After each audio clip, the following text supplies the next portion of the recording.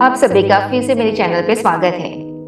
तब था सब कुछ मेरा कुछ नहीं तेरा, फिर हुआ कुछ मेरा कुछ तेरा, अब है कुछ नहीं मेरा सब कुछ तेरा, मेरा कार्य तुझको अर्पण, मेरा जीवन तेरा ही वंदन। ये बातें भी कही है टीटी रंगराजन ने। आज उनकी बुक का दूसरा चैप्टर हम पढ़ रहे हैं, जिसका नाम है शिखर पर पहुंचने का कोई आसान रास्ता नहीं होता है। जो लोग इस चैनल पे पहली बार आए हैं, मेरा नाम है Nikunj Kumari Brahmbhatt. I am happy transformation coach. मैं हीलिंग और लाइफ कोचिंग भी करवाती हूँ। तो चलो हम शुरुआत करते हैं। जब आप अपनी गाड़ी लेकर सड़क पर निकलते हैं तो आपको ट्रैफिक जाम झेलना ही पड़ेगा। अगर आप स्वस्थ चाहते हो तो आपको स्वाद का लालच छोड़ना ही पड़ेगा। आय होगी तो आयकर भी चुकाना होगा। जीवन में आप जो कुछ भी चुनते हो उसके साथ जुड़ी सुविधा और दुविधा, उसके फायदे और नुकसान, उसके सुख और दुख भी साथ चले आते हैं। बिना कांटों वाली गुलाब की झाड़ी ढूंढने में आप अपना समय व्यर्थ ही नष्ट करेंगे। जब आप सिक्के का एक पहलू चुनते हो तो उसका दूसरा पहलू भी आप स्वतः ही चुन चुके होते हो। एक कष्ट रहित दुख रहित जीवन की इच्छा न करें। महात्माओं को भी कष्ट और दुख से रहित सौभाग्यशाली जीवन प्राप्त नहीं हुआ है। ऐसा कोई जीवन होता ही नहीं है। इच्छाएं जितनी बड़ी होगी, समस्याएं उनसे भी बड़ी होगी। जब आप चहलकदमी करना चाहते हो तो शायद ही कोई समस्या हो, लेकिन जब आप मैराथन में दौड़ना चाहते हो तो स्पष्ट है कि आपके सामने ऐसे कई मुद्दे आके खड़े होंगे जिससे आपको निपटना पड़ेगा। जब आप केवल अपना वजूद बनाए रखना चाहते हो तो आपके सामने कुछ छोटे मोटे मुद्दे ही आएंगे, लेकिन जब आप अपनी भीतरी शक्ति के उच्च स्तर पर जीना चाहते हो तब आपको बड़े बड़े मुद्दों से दो चार होना ही पड़ेगा। किसी छड़ी का एक सिरा उठा लेने से उसका दूसरा सिरा भी आप उठा चुके ही होते हो। यदि आप तराशे जाने के लिए तैयार है तभी आप पूजनीय मूर्ति बन सकते हो। शिखर पर पहुंचने का कोई आसान रास्ता नहीं होता है, और जो शिखर पर पहुंचे हैं वे आसानी से नहीं पहुंचे हैं। आखिर इतिहास पढ़ने वालों और इतिहास रचने वालों में फर्क तो होता ही है। बाइबल का अध्ययन करने वाले एक समुदाय में मैलकाइट 3:3 पढ़ा गया, वह ईश्वर चांदी को परिष्कृत व शुद्ध करने वाले की तरह विराजमान होगा।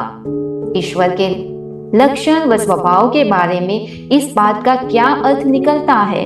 उसी सप्ताह उस समूह की एक महिला ने सुनार से बात की अनुमति ली कि वह उसे काम करते हुए देखना चाहती है।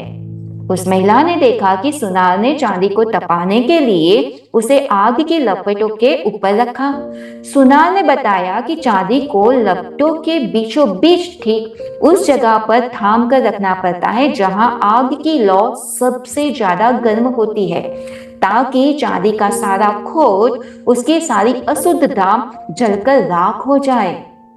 उस महिला ने सुनार से पूछा कि क्या यह सच है कि उसे उस दौरान पूरे समय आग के सामने बैठे रहना पड़ता है? सुनार ने इस बात की पुष्टि की और बताया कि उसे न केवल चांदी को थामे हुए आग के सामने बैठे रहना पड़ता है, बल्कि उसे पूरे समय चांदी पर भी नजर रखनी पड़ती है। यदि चांदी ज्यादा समय तक आग की लपटों के बीच रही तो नष्ट हो जाएगी। तब वह महिला ने पूछा, आपको कैसे पता चलता है कि चांदी पूरी तरह से शुद्ध व परिष्कृत हो गई है? वह मुस्कुराया और जवाब में बोला, ओह, यह तो बहुत बड़ा आसान सा सवाल है। जब उसमें मेरी झलक दिखने लगे तब। आप यदि जीवन की गर्माहट महसूस कर रहे हो तो यह याद रखें कि ईश्वर आप पर नजर रखे हुए है, और वह तब तक आप पर नजर रखेगा जब तक कि वह आप में अपनी खुद की छवि नहीं देख लेता। हर व्यक्ति के भीतर एक पैगंबर रहता है, सोया हुआ। ईश्वर इंसान बना है ताकि इंसान फिर से ईश्वर बन सके। जीवन कोई ऐसी भट्ठी नहीं है जो आपको जलाए डाल रही हो, बल्कि वह तो आपको तपाकर चमकती दमकती चांदी में रूपांतर कर रही है।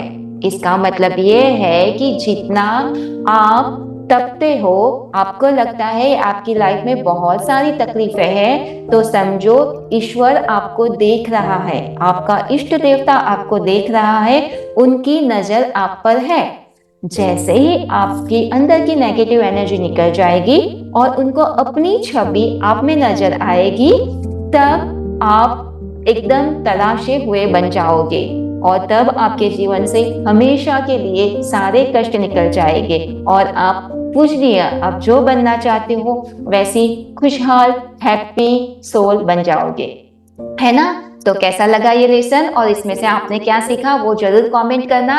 एंड थैंक यू, आपने कल मुझे इंस्पायर करने के लिए बहुत सारे मैसेजेस किए, उसके लिए आपका बहुत बहुत धन्यवाद। और आप इसे अपने दोस्त परिवार के साथ शेयर करो, उसको चैनल को सब्सक्राइब करो, लाइक करो, ताकि मैं दोबारा ऐसे वीडियो आपके सामने लाती रहूं। तो मिलते हैं कल नई चैप्टर के साथ, नई कहानी के साथ। तब तक के लिए बाय बाय, टेक केयर। मैं आपसे बहुत प्यार करती हूँ, ईश्वर आपसे बहुत प्यार करता है और आप दुनिया के बहुत ही खुश नसीब हैप्पी सोल हो। Bye bye, I love you.